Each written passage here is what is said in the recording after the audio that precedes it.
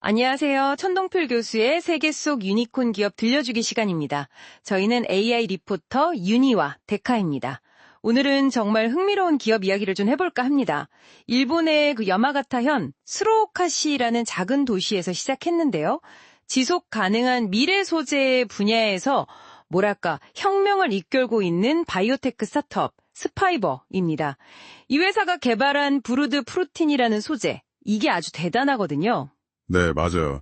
이게 단순한 섬유 회사가 아니에요. 스파이버는 우리가 입는 옷은 물론이고 다양한 산업 전반에 큰 영향을 줄 잠재력을 가진 곳이죠.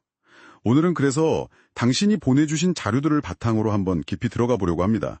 스파이버가 어떻게 탄생했고 또 그들의 끈질긴 도전 정신은 어땠는지, 그리고 핵심 기술인 브루드 프로틴, 이게 뭔지, 또 수많은 어려움을 어떻게 이겨내고 지금의 경쟁 우위를 확보했는지, 그리고 지역사회와의 관계나 미래 비전까지 좀 자세히 살펴보겠습니다. 네, 시작이 2007년이었죠. 개요대학 첨단생명과학연구소, IAB 소속 연구원들이 주축이 됐다고요. 세키야마 카주히데하고 수가하라 주니치. 처음부터 좀 거창한 목표가 있었다고요. 섬유 산업의 환경 문제를 해결하고 싶다는 열망? 네, 그게 아주 중요했습니다. 핵심 사명이 단기적인 이익 이런 게 아니라 인류의 지속 가능한 행복에 기여한다, 이런 거였거든요. 그러니까 장기적인 가치, 사회적 영향을 훨씬 더 중요하게 생각하는 그런 철학이 처음부터 아주 확고했던 거죠. 실제로 보니까 연구 개발에만 15년 이상 매달렸다고 하던데, 초기에는 진짜 비웃음을 샀다, 이런 표현까지 있더라고요. 회의적인 시선이 정말 많았던 거죠. 그렇죠. 그런데도 뚝심 하나로 밀어붙인 인내하는 기업가 정신, 이게 있었기에 지금의 스파이버가 있는 거겠죠. 정말 대단한 끈기 같아요. 그 끈기가 결국 핵심 기술인 브루드 프로틴 개발로 이어진 겁니다. 사실 처음 목표는 좀 달랐어요. 자연계에서 제일 강하다는 거미줄 있잖아요. 그걸 인공적으로 만들려고 했었죠. 거미줄이요? 네네.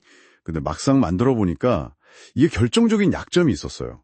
물에 닿으면 확 줄어드는 거예요. 그럼 상용화가 어렵겠네요. 그렇죠. 거의 불가능했죠.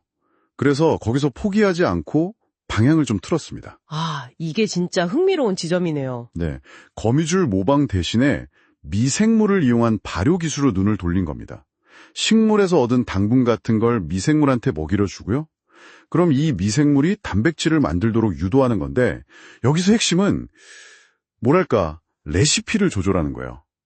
미생물이 특정 아미노산 서열을 갖도록 정교하게 설계를 해서 우리가 원하는 특성, 강도라든지 부드러움 같은 거, 그런 걸 가진 맞춤형 단백질, 그게 바로 브루드 프로틴인 거죠. 이걸 생산하는 데 성공한 겁니다. 이게 바로 스파이버의 강력한 플랫폼 기술이고요. 와, 미생물한테 레시피를 준다니 진짜 놀라운 발상인데요.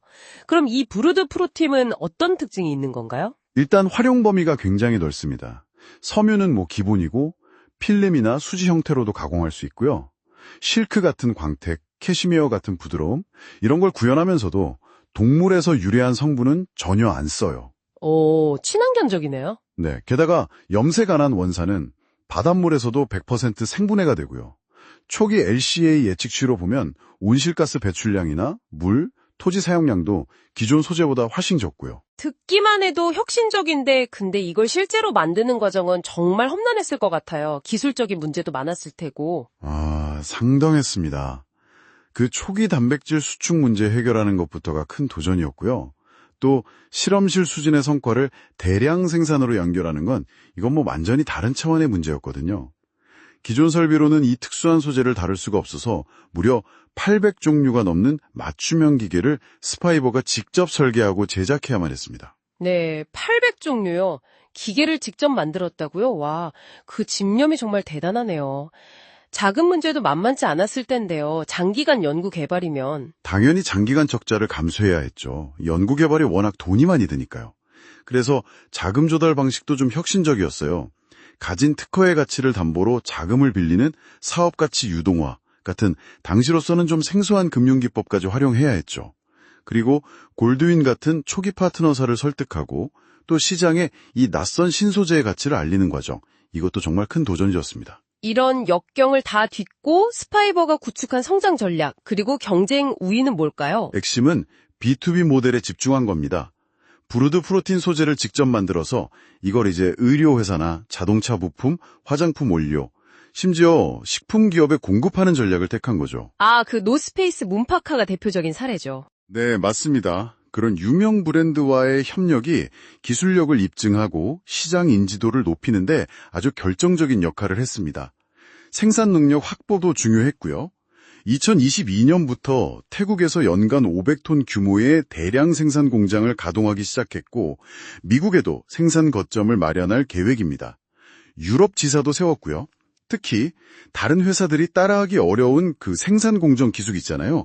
여기에 대한 강력한 특허 포트폴리오를 구축해서 진입 장벽을 높인 게 핵심 경쟁력입니다. 그리고 단순한 인공 실크를 넘어서 식품 단백질이나 모피, 가죽 대체 소재까지 넘보는 훨씬 광범위한 소재 플랫폼을 지향한다는 점, 이게 경쟁사들과 좀 다른 점이죠. 글로벌 기업으로 성장하면서도 처음 시작했던 스루오카와의 관계를 계속 이어가는 모습도 인상 깊어요. 네, 그 부분도 중요합니다. 본사는 여전히 창업지인 수루오카에 있어요.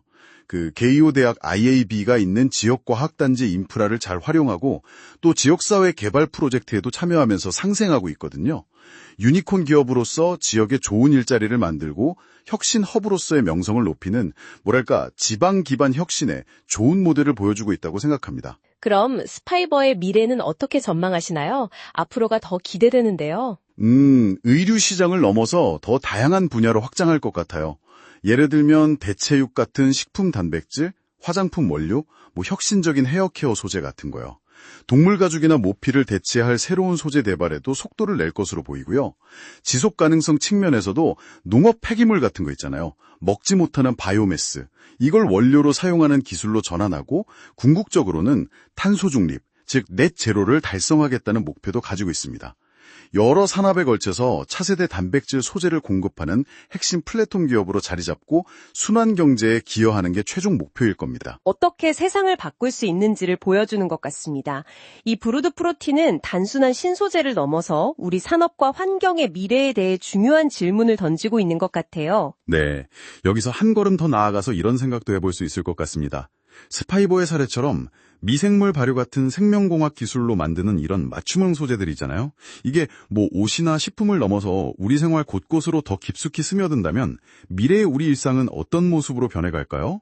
또 과거에는 정말 불가능하다고 여겨졌던 어떤 물질들이 앞으로 우리의 현실이 될 수 있을지 이런 상상을 해보는 것도 꽤 흥미로울 겁니다. 지금까지 윤희와 데카였습니다. 다음에 더 재미있는 사례로 만나요. 이 팟캐스트는 구글의 제미나이 2.5, 노트북 LM, 그리고 헤드라이너의 도움으로 제작되었습니다.